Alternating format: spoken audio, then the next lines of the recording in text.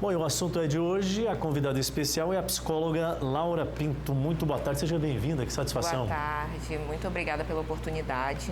Eu sempre falo que todas as oportunidades que a gente tem como profissional de saúde mental, de poder promover a saúde mental e falar sobre o assunto, elas são, assim, muito boas, tanto para nós como profissionais, mas também para a sociedade.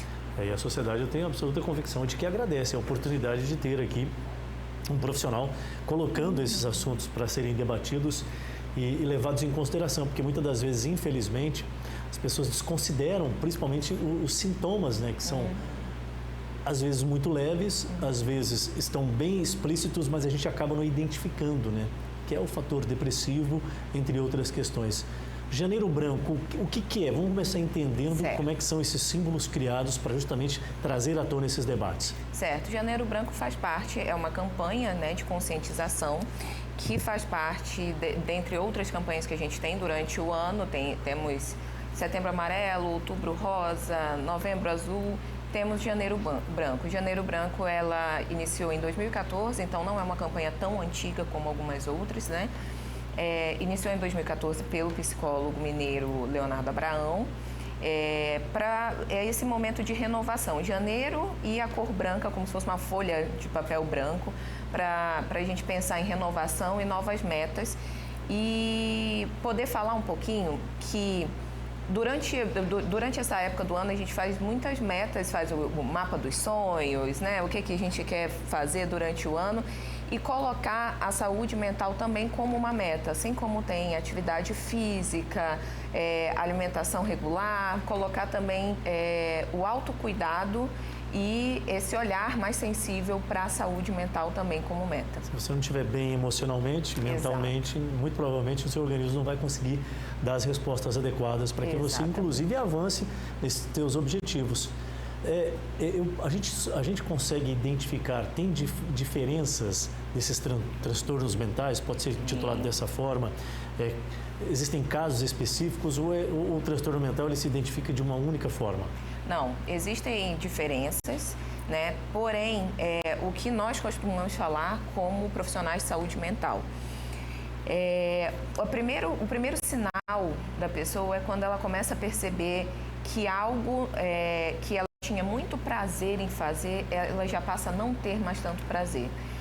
E algo assim, pode ser tanto o próprio trabalho, como também uma atividade que ela faça regularmente, um hobby que ela faça regularmente, e ela começa a perceber que ela já não tem prazer mais, ela não tem mais vontade, ela mas não isso tem... significa somente em uma especificidade? Olha, eu gostava muito de correr, mas eu estou substituindo isso pelo futebol. Mas aí você está substituindo. E isso que eu ia te perguntar, para ficar bem evidente. Então, na realidade, nem é que eu não possa trocar. Eu troquei de hábito e tudo mais, é saudável, eu não posso desestimular a ter algum tipo... Se eu gostava muito de fazer uma atividade física, principalmente, e não estou gostando de mais nada, isso é perigoso. Isso é bom, é um sinal, né? É bom você procurar um profissional de saúde mental. Então, assim, a gente falou da atividade física, mas isso para outras coisas também. Por exemplo, algum hobby.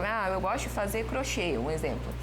E, de repente, não é mais um prazer para mim, eu não tenho mais vontade. É como se as coisas começassem a perder sentido para a gente? Como se as coisas começassem a perder sentido em todos os âmbitos. E esse é o primeiro sinalzinho que a gente pode ficar já alerta que talvez isso esteja rondando a sua mente, é importante tratar. E isso pode estar ligado não só a uma questão de transtorno depressivo, que já é muito falado, então às vezes as pessoas já ligam automaticamente, como também uma questão de transtorno de ansiedade, também é ligado a isso. Então, assim, esse eu sempre falo que é o primeiro sinal em que a gente... percebeu, procura um profissional de saúde mental, já começa a verificar a ansiedade é algo que tem que ser combatido muito fortemente, porque é a porta de entrada para um problema mais crônico, né? A ansiedade em si, ela pode chegar a virar um transtorno de ansiedade generalizada e assim vai. Então, assim, não quer dizer que ela vai virar algum outro tipo de transtorno, mas pode também. Então, ansiedade no mundo contemporâneo, né, no formato que a gente vive hoje, é algo bem mais comum de ser visto. Então, por isso que é bom a gente sinalizar como um alerta mesmo. É importante, né, saber identificar os sinais, por menores que sejam, e entender que é importante você começar a investigar isso de forma mais aprofundada. A psicologia, ela pode ser tratada somente no campo profissional ou dentro do ambiente, do nosso dia a dia, quando a gente começa a identificar esse tipo de mudança de comportamento, já algum tipo de exercício que a gente pode também estar começando a praticar, nós podemos contribuir para que a pessoa, o nosso ente querido, quem quer que seja, o filho, o marido, a esposa, o namorado, enfim, a gente consiga de alguma forma já estar ali acompanhando e ajudando para que não caia num campo mais perigoso? É muito importante que a gente consiga falar sobre saúde mental e sobre questões psicológicas, psiquiátricas, transtornos, sem nenhum tipo de tabu, exatamente por isso. Porque nem todos, obviamente, são psicólogos. Porém, para você ter alguém na sua família em que você possa ajudar, você tem que disseminar informação e saber do que está sendo tratado. Então, quando alguém na sua família traz algumas questões, é algo assim que, por exemplo, hoje estão vendo na televisão a gente falando sobre isso, estão vendo as informações sobre isso e alguém na família trouxe alguma questão e fala, poxa, olha, aquela pessoa, aquela profissional falou na televisão, ou eu li em algum artigo, eu li num jornal falando sobre isso, e aí eu sei como que eu vou ajudar esse meu ente querido, mesmo não sendo um profissional de saúde mental. Aonde eu vou procurar esses profissionais de saúde mental, se existem estratégias de enfrentamento e por esse caminho. Essa grande diversidade que a gente tem hoje dessa questão tecnológica, aí trazendo para a rede social, para o smartphone, entre outros meios, até mesmo esse vasto conteúdo que tem nos streamings, são aqueles streaming, às vezes tem gente que não tem o conhecimento ainda, é todos aqueles arquivos digitais que você compra nos canais que são pagos, né? Tanto Netflix, por aí vai, né? O próprio YouTube hoje tem muita coisa disso. Isso tem isolado mais as pessoas, isso é meio delicado, é importante as pessoas começarem a aprender a lidar com essas ferramentas, né, doutora?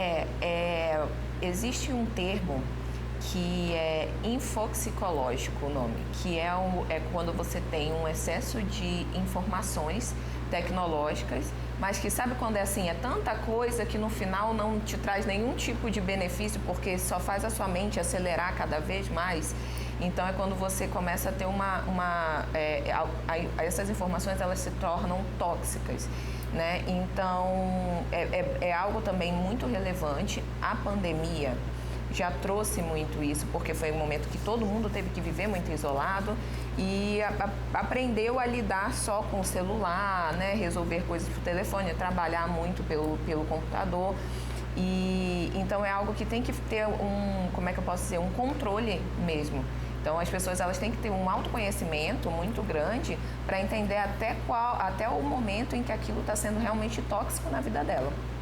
Hoje, por exemplo, é muito comum a gente identificar pessoas que têm uma condição de diálogo perfeito quando se trata da conversa pelo aplicativo. Isso. E no pessoal... Não consegue. Trava.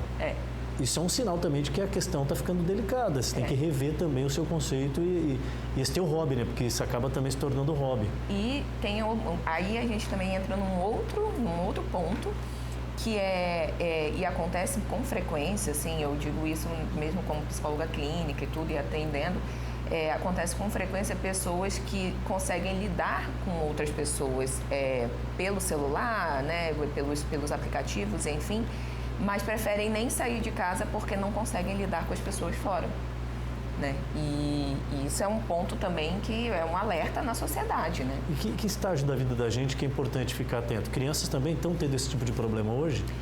As crianças têm inclusive uma idade específica, eu não vou saber te informar qual é a idade, mas uma idade específica, se não me engano, 2 anos para cima, que falam que é assim, liberar tela a partir dessa idade e não antes disso, porque pode vir a desencadear algumas situações para as crianças e futuramente até algum tipo de transtorno, né? Então, por quê? Porque excesso de informação muito pronta já, as crianças elas ficam ali na frente daquela tela, elas não saem para brincar, não saem para formar as informações e lidar com outras crianças, e pode chegar a virar algo do tipo que a gente falou, não conseguir falar com outras pessoas, lidar com outras pessoas, ter dificuldades disso, né? Então, por isso que os pediatras, por isso que eu não vou saber falar exatamente a idade, mas os pediatras eles indicam a partir de uma certa idade apenas telas. Até porque é o seguinte, né? Quando você está ali na tela, você tem uma palavrinha chamada next. que você não gostou, ser próximo. Exato. Na vida real não tem isso. Não tem. Você tem que lidar com essa diversidade e respeitar o espaço do próximo, né, da outra pessoa. E esse processo, olha, é extremamente necessário que o papai e a mamãe estejam muito atentos como é que vem sendo essa formação. No ambiente familiar, para a gente ter uma noção, aí já uma questão mais profissional mesmo, existe um tempo específico que é importante a família tirar para ela mesma, tirando as tecnologias, porque hoje é incrível, mas cada um tem o seu quarto, tem a sua televisão, tem o seu smartphone e, às vezes, na sua grande maioria, as reuniões são feitas também ali pelo WhatsApp. Isso. É perigoso isso e é bom a gente começar a rever, né? Não, e além disso, a gente fala assim, quando as pessoas ainda estão em cômodos diferentes, não justificando, mas ainda estão em cômodos diferentes. E às vezes que todos sentam na mesa, por exemplo, almoçar, jantar, não sei, e fica cada um no celular e não conversam entre si. Aí está mais crítico que você não escuta uma palavra, né? Então, assim, é realmente muito preocupante. Quando a gente fala sobre a questão de infoxicação, igual eu falei, que é um termo já que mostra o quanto que é tóxico esse tipo de informação tecnológica, né? Quando a gente chega a falar disso, a gente fala assim, poxa, vamos dar uns passinhos para trás, lembrar como que era antes, como que era lidar com as pessoas antes, porque não tem como você falar de rede de apoio sem relações. Os relacionamentos, eles são extremamente importantes. Nós, seres humanos, né, fomos feitos para nos relacionar e, de fato, as questões tecnológicas trouxeram muitos benefícios, mas tem prejudicado muito nesse lado, sabe? O primeiro passo poderia ser dado da seguinte forma, aí me veio à mente aqui durante a resposta da senhora e o desenvolvimento do raciocínio. Sentei à mesa, seja para o café, para o almoço, para o jantar ou qualquer outro tipo de momento em que a família se reuniu no maior número possível. Estipular pelo menos esses 5, 10 ou 15 minutos, todo mundo se desligar das tecnologias. Se for possível. Porque hoje é inconcebível. Todo mundo vai fazer qualquer coisa e o telefone está do lado. Está do lado. Você não se permite nem a alimentação ser feita diretamente, somente você e o seu prato e quem está do teu lado. Tem que ter o aparelho celular do lado. Talvez começar a exercitar isso pode ajudar, né? Isso, e eu vou além. Hoje em dia, isso a gente está falando assim, do momento corriqueiro ali, do dia a dia, né, que é uma alimentação. E um momento de hobby, que ninguém consegue ter mais também sem o celular. Então, hoje em dia tem inclusive, assim, para fora de Rondônia, né, que na verdade eu já vi pub, barzinho, esses lugares, que eles falam assim, se vocês sentam à mesa, os amigos, as pessoas que sentam à mesa, eles colocam um quadradinho no meio para todo mundo colocar o celular lá dentro e tirar na hora, só tirar lá do meio na hora que for sair da mesa e sair do local, para pegar Uber, etc. Para poder ver as pessoas se relacionarem novamente. Precisa exercitar isso aqui. Aqui a gente faz uma brincadeira que coloca todo mundo o celular lá. Aí quem pegar primeiro paga a conta. E nem assim funciona, os caras pegam, viu? Conversei um pouquinho aqui com a doutora Laura Pinto, ela é psicóloga, falando um pouquinho sobre o Janeiro Branco e a importância de a gente tentar reestabelecer aquilo que já foi uma das grandes premissas do indivíduo, né? Que é conviver, dialogar. Né? O Janeiro Branco trouxe exatamente esse tema, né? Não falando só sobre o diálogo, mas o que podemos fazer para a nossa saúde mental agora e sempre. Então, trouxe exatamente essa questão de hábitos, mudanças de hábitos, o que a gente pode fazer em benefício da nossa saúde mental. Muito obrigada, senhora, pela vinda, um grande abraço. Obrigada. E feliz ano novo, né? A gente está ainda em clima de chegada de 2025. Valeu. Obrigada. O assunto é aqui na tela da Band, trazendo mais esse destaque para você cuidar da sua saúde mental.